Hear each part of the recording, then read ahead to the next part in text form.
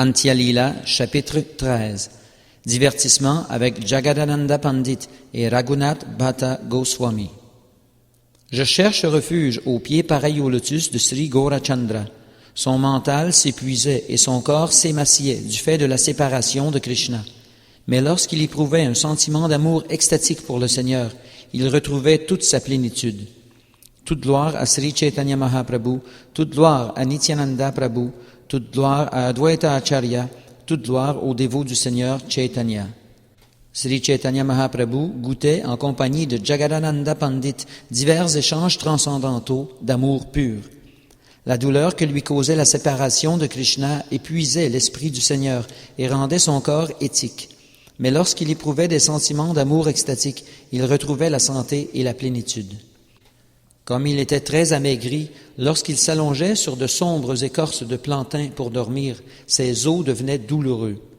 Tous les dévots étaient très malheureux de voir Sri Chaitanya Mahaprabhu souffrir de la sorte au point de ne pouvoir tolérer la situation. Jagadananda Pandit songea donc à un moyen d'y remédier.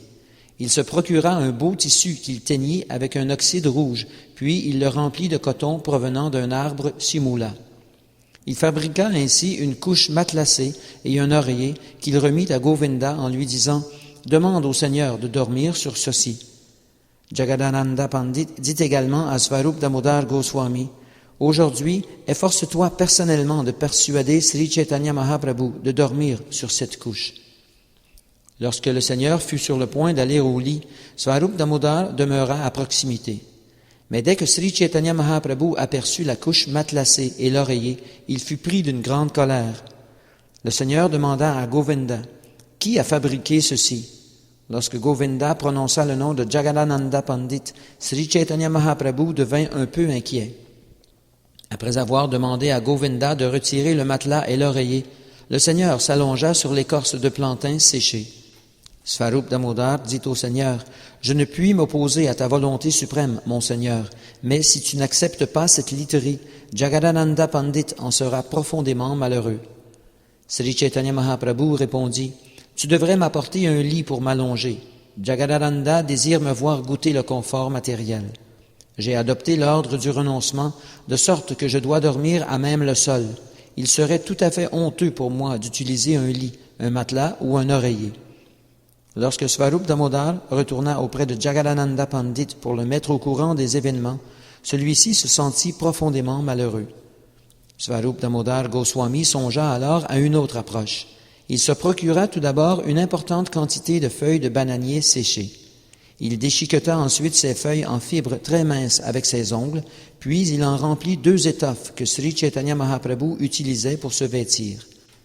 Ainsi, Svarup Damodar fabriqua-t-il une paillasse et un oreiller, et après maints efforts de la part des dévots, Sri Chaitanya Mahaprabhu finit par les accepter. Tout le monde était heureux de voir le Seigneur dormir sur cette couche, mais Jagadananda Pandit ressentait en son fort intérieur une vive colère, et extérieurement il semblait très malheureux. Autrefois, lorsque Jagadananda Pandit avait voulu se rendre à Vrindavan, Sri Chaitanya Mahaprabhu ne le lui avait pas permis, si bien qu'il n'avait pu y aller.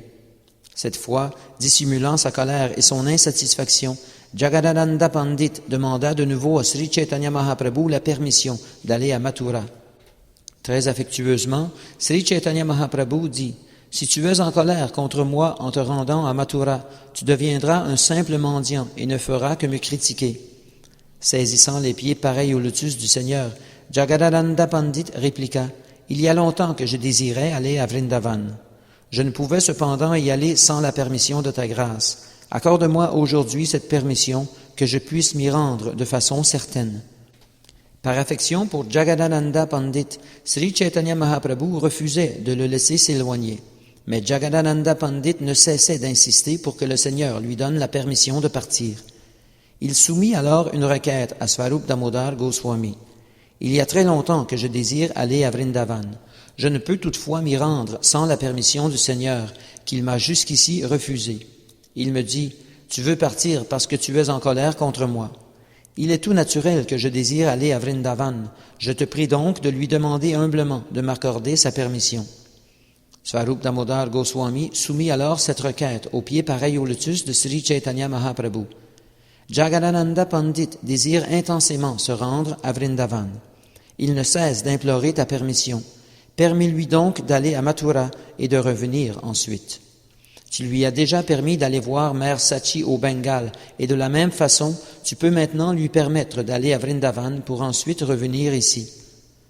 À la requête de Swarup Damodar, Sri Chaitanya Mahaprabhu accorda finalement à Jagadananda Pandit la permission de partir. Il le fit appeler et lui donna les instructions suivantes. Tu peux te rendre jusqu'à Varanasi sans encombre, mais au-delà de Varanasi, tu prends soin de faire route avec les Kshatriyas. Dès que les voleurs de grands chemins aperçoivent un Bengali voyageant seul, ils le capturent, lui prennent tout et ne le laissent plus partir. En arrivant à Mathura, demeure auprès de Sanatan Goswami et offre ton hommage respectueux aux pieds de tous les principaux responsables de la région. Ne te mêle pas sans réserve aux habitants de Mathura. Témoigne-leur ton respect à distance. Étant donné que ta dévotion ne s'exprime pas au même niveau qu'eux, tu ne peux adopter ni leur comportement ni leurs pratiques. Visite les 12 forêts de Vrindavan en compagnie de Sanatan Goswami et ne t'écarte jamais de lui, fût-ce pour un instant.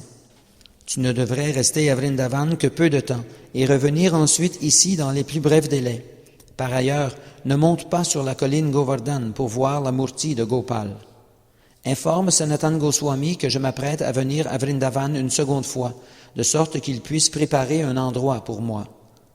Sur ces mots, le Seigneur étreignit Jagadananda Pandit, qui vénéra ses pieds pareils au lotus, puis se mit en route pour Vrindavan. Il prit congé de tous les dévots et partit. Empruntant le sentier forestier, il atteignit bientôt Varanasi. À Varanasi, il rencontra Tapana Mishra et Chandrasekhar, qui tous deux l'écoutèrent parler de Sri Chaitanya Mahaprabhu. Finalement, Jagadananda Pandit arriva à Mathura, où il rencontra Sanatan Goswami.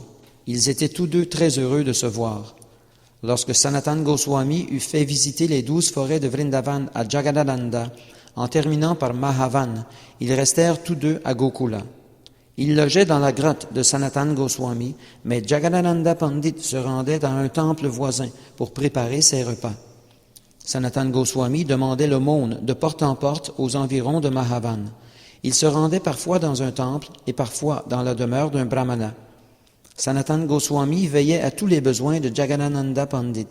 Il mendiait dans la région de Mahavan et lui apportait toutes sortes de choses à manger et à boire. Un jour, Jagadananda Pandit, qui avait invité Sanatan Goswami à venir déjeuner au temple voisin, termina ses devoirs routiniers et se mit à cuisiner. Par le passé, un grand sannyasi du nom de Mukunda Sarasvati avait donné à Sanatan Goswami une pièce d'étoffe pour se vêtir. Sanatan Goswami portait ce tissu noué autour de la tête lorsqu'il vint s'asseoir à la porte de Jagadananda Pandit. Croyant que l'étoffe rougeâtre était un présent de Chaitanya Mahaprabhu, Jagadananda Pandit fut envahi par un sentiment d'amour extatique. Il interrogea donc Sanatan Goswami. « D'où tiens-tu cette étoffe rougeâtre que tu portes sur la tête ?» demanda Jagadananda. Et Sanatan Goswami lui répondit « C'est Mukunda Sarasvati qui me l'a donnée. » En entendant cette réponse, Jagadananda Pandit entra aussitôt dans une vive colère et s'empara d'une casserole dans l'intention de frapper Sanatan Goswami. Sanatan Goswami connaissait très bien Jagadananda Pandit, de sorte qu'il se sentit un peu honteux. Jagadananda reposa alors la casserole sur le poêle et parla en ces termes. « Tu es un des principaux compagnons de Sri Chaitanya Mahaprabhu. En vérité, personne ne lui est plus cher que toi. Et pourtant, voilà que tu as noué autour de ta tête une étoffe reçue d'un autre sannyasi. Qui peut tolérer un tel comportement? » Sanatan Goswami dit, « Mon cher Jagadananda Pandit, tu es un saint de la plus haute érudition. Personne n'est plus cher à Sri Chaitanya Mahaprabhu que tu peux l'être. La foi que tu portes à Sri Chaitanya Mahaprabhu te sied tout à fait. Si tu ne l'exprimais pas, comment pourrais-je la partager? Mon but en nouant cette étoffe autour de ma tête est désormais atteint, car j'ai personnellement été témoin de ton amour hors du commun pour Sri Chaitanya Mahaprabhu. Il ne convient pas à un Vaishnav de porter ce tissu safran. Je n'en ai par conséquent aucun besoin, et je le donnerai au premier venu. » Lorsqu'il eut fini de faire la cuisine, Jagadananda Pandit offrit la nourriture à Sri Chaitanya Mahaprabhu. Puis Sanatan Goswami et lui s'assirent et mangèrent le prasad. Après avoir honoré le prasad, ils s'étreignirent mutuellement et versèrent des larmes sous l'effet de la séparation qu'ils éprouvaient à l'égard de Sri Chaitanya. Ils passèrent ainsi 2 mois à Vrindavan. Finalement, ils ne purent plus supporter la tristesse d'être séparés de Sri Chaitanya Mahaprabhu. Jagadananda Pandit transmit alors à Sanatan Goswami le message du Seigneur. « Je vais également venir à Vrindavan. Veuille préparer un endroit pour mon séjour. » Au moment d'accorder à Jagadananda Pandit la permission de retourner à Jagannath Puri, Sanatan Goswami lui remit quelques présents pour Sri Chaitanya Mahaprabhu. Ces présents étaient du sable provenant du site de la danse rasa, une pierre de la colline Govardhan, des fruits bien mûrs et séchés appelés pilus, ainsi qu'une guirlande de petites conques. C'est ainsi que, chargé de ces présents, Jagadananda Pandit entreprit son voyage de retour. Sanatan Goswami était quant à lui profondément troublé après lui avoir fait ses adieux. Peu après, Sanatan Goswami choisit un endroit où Sri Chaitanya Mahaprabhu pourrait séjourner lorsqu'il serait à Vrindavan. Il s'agissait d'un temple situé sur les hautes terres du nom de Dvadashaditya Tila. Sanatan Goswami maintint le temple très propre et en bonne condition, et il érigea devant une petite hutte. Pendant ce temps, Jagadananda Pandit, qui voyageait très rapidement, arriva bientôt à Jagannath Puri, à la grande joie de Sri Chaitanya Mahaprabhu et de ses dévots. Après avoir offert des prières au lotus des pieds de Sri Chaitanya Mahaprabhu, Jagadananda Pandit salua tout le monde. Puis le Seigneur étreignit vigoureusement Jagadananda. Jagadananda Pandit offrit également son hommage au Seigneur de la part de Sanatan Goswami, après quoi il lui remit la poussière provenant du site de la danse rasa, ainsi que les autres présents. Sri Chaitanya Mahaprabhu conserva tous les présents à l'exception des fruits pilus qu'il distribua aux dévots. Étant donné que ces fruits provenaient de Vrindavan, c'est avec la plus grande joie que tout le monde les mangea. Ceux qui étaient familiers avec les fruits pilus sucèrent simplement les noyaux, alors que les dévots bengalis, ignorant tout de ce type de fruits, croquèrent les noyaux et les avalèrent. Le goût de piment rouge caractéristique des noyaux de ce fruit brûlait la langue de ceux qui les croquaient. Cette dégustation des fruits pilus de Vrindavan fut un divertissement pour Sri Chaitanya Mahaprabhu. Le retour de Vrindavan de Jagadananda Pandit réjouit tout le monde. Ainsi, Sri Chaitanya Mahaprabhu goûtait-il ces divertissements alors qu'il vivait à Jagannath Puri. Un jour, alors que le Seigneur se rendait au temple de Yameshvara, une chanteuse entonna une mélodie dans le temple de Jagannath.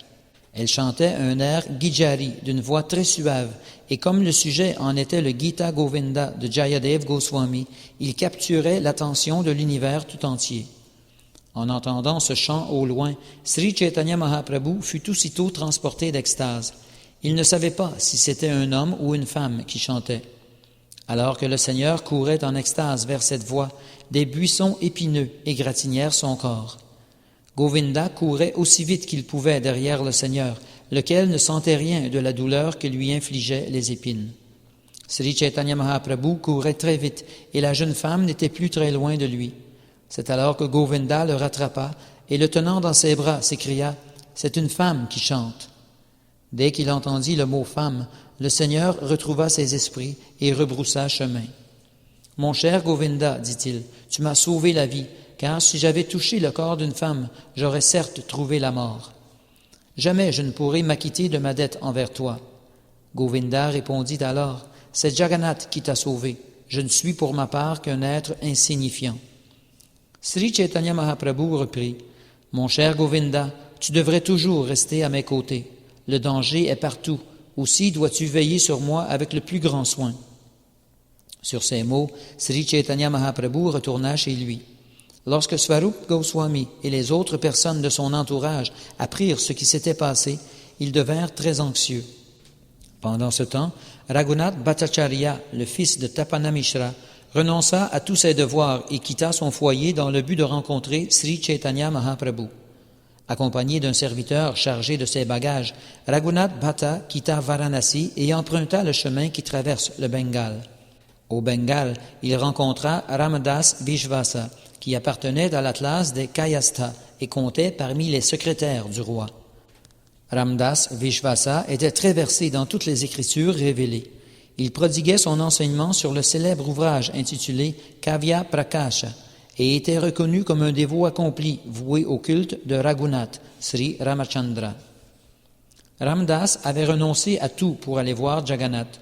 Tout en voyageant, il récitait le saint nom de Rama 24 heures sur 24.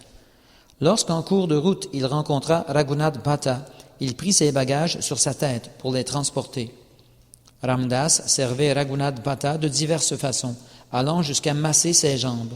Mais Raghunath Bhatta hésitait quelque peu à accepter tous ses services. « Tu es un homme respectable, un savant érudit et un grand dévot, dit-il. Aie l'obligeance de ne pas me servir. Accompagne-moi simplement d'un cœur gai. » Ramdas répondit, « Je ne suis qu'un Shudra, une âme déchue. Servir un brahmana est un devoir et un principe religieux pour moi. N'aie donc pas la moindre hésitation. Je suis ton serviteur, et lorsque je te sers, mon cœur déborde de joie. » Ainsi Ramdas porta-t-il les affaires de Raghunath Bhatta et le servit-il en toute sincérité. Et ce faisant, il chantait constamment jour et nuit le saint nom de Ramachandra. Voyageant de la sorte, Raghunath Bhatta arriva bientôt à Jagannath Puri. Débordant de joie, il rencontra Sri Chaitanya Mahaprabhu et se jeta à ses pieds pareil au lotus. Raghunath Bhatta se jeta aux pieds de lotus de Sri Chaitanya Mahaprabhu, raide comme un bâton, après quoi le Seigneur l'étreignit, sachant très bien qui il était. Raghunath offrit également son hommage à Sri Chaitanya Mahaprabhu de la part de Tapana Mishra et de Chandrasekhar, et le Seigneur demanda de leurs nouvelles. « Tu as bien fait de venir ici, lui dit le Seigneur. Va maintenant voir Jagannath aux yeux de lotus.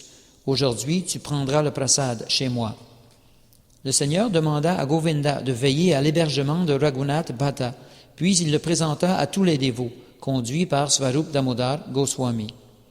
Raghunath Bhatta vécut ainsi auprès de Sri Chaitanya Mahaprabhu pendant 8 mois consécutifs, et par la grâce du Seigneur, il sentait son bonheur spirituel grandir jour après jour.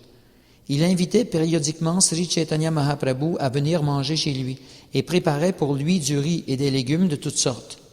Raghunath Bhatta était un cuisinier fort habile et toutes ses préparations avaient un goût d'ambroisie. Sri Chaitanya Mahaprabhu acceptait avec la plus grande satisfaction tous les mets qu'il préparait. Et lorsqu'il avait mangé à sa faim, Raghunath Bhatta se nourrissait de ses restes. Lorsque Ramdas Vishvasa rencontra Sri Chaitanya Mahaprabhu, celui-ci ne lui témoigna aucune miséricorde spéciale, bien que ce fût là leur première rencontre. Au fond de son cœur, Ramdas Vishvasa était un impersonnaliste désireux de se fondre dans l'existence du Seigneur, et il tirait une grande fierté de son érudition. Or, Sri Chaitanya Mahaprabhu, étant l'omnisciente personne suprême, connaît le cœur de tous les êtres, de sorte qu'il savait tout cela.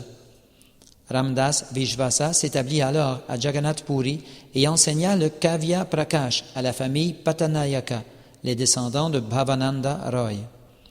Lorsque 8 mois se furent écoulés, au moment de faire ses adieux à Raghunath Bhatta, Sri Chaitanya Mahaprabhu lui interdit formellement de prendre femme. « Ne te marie pas, lui dit le Seigneur. Lorsque tu retourneras chez toi, emploie-toi à servir ton père et ta mère vieillissants, tous deux des dévots, et efforce-toi d'étudier le Srimad Bhagavatam auprès d'un pur Vaishnav ayant réalisé Dieu. Et reviens un jour à Nilachala, Jagannath Puri. » Puis il passa son propre collier autour du cou de Raghunath Bhatta. Le Seigneur le serra alors dans ses bras et lui fit ses adieux. Envahi par un sentiment d'amour extatique, Raghunath Bhatta se mit à pleurer à la pensée de sa séparation imminente d'avec Sri Chaitanya Mahaprabhu.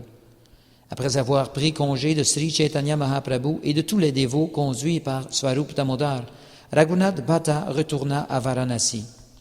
Suivant les instructions de Sri Chaitanya Mahaprabhu, il servit continuellement sa mère et son père pendant 4 ans. Il étudia aussi de façon régulière le Srimad Bhagavatam auprès d'un Vaishnav réalisé.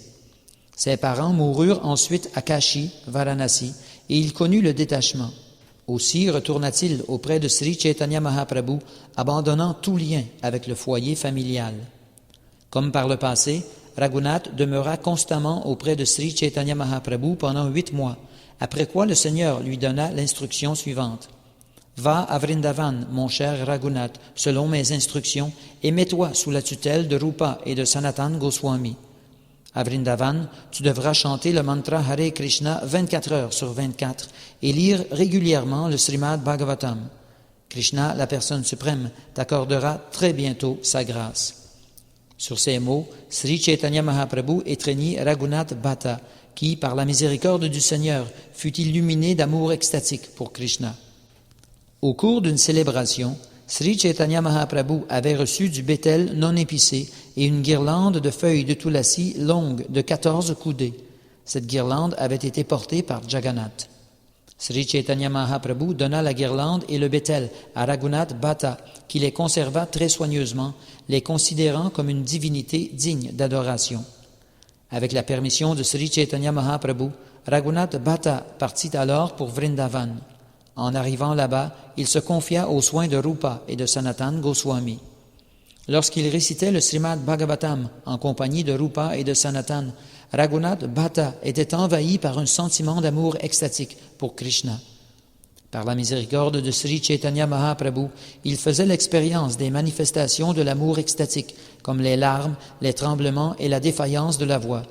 Ses yeux s'emplissaient de larmes et sa gorge se serrait, si bien qu'il ne pouvait plus réciter le Srimad Bhagavatam. Sa voix était aussi suave que celle du coucou, et il entonnait chaque verset du Srimad Bhagavatam sur 3 ou 4 mélodies différentes. Aussi, ses narrations étaient-elles très agréables à entendre. Lorsqu'il lisait ou entendait des passages sur la beauté et la douceur de Krishna, il était submergé d'amour extatique et perdait conscience de tout ce qui l'entourait. Raghunath Bhatta s'abandonna ainsi complètement aux pieds pareils au lotus de Sri Govinda, lesquels devinrent son unique raison d'être. Par la suite, Raghunath Bhatta ordonna à ses disciples de construire un temple à la gloire de Govinda. Il prépara divers ornements pour le Seigneur, y compris une flûte et des pendants d'oreilles en forme de requin. Raghunath Bhatta n'écoutait ni ne parlait d'aucun sujet de ce monde. Il discutait uniquement de Krishna et adorait le Seigneur jour et nuit. Il ne prêtait pas l'oreille aux blasphèmes proférés contre des Vaishnavas, non plus qu'à leurs écarts de conduite. Il ne savait qu'une chose, tous s'employaient à servir Krishna, rien d'autre ne l'intéressait. Lorsque Raghunath Bhatta s'absorbait dans le souvenir de Krishna, il prenait la guirlande de Tulasi et le prasad de Jagannath dont Sri Chaitanya Mahaprabhu lui avait fait don, les attachait ensemble et les portait autour de son cou. Ainsi ai-je fait état de la puissante miséricorde de Sri Chaitanya Mahaprabhu, grâce à laquelle Raghunath Bhatta Goswami était constamment ravi en extase d'amour pour Krishna.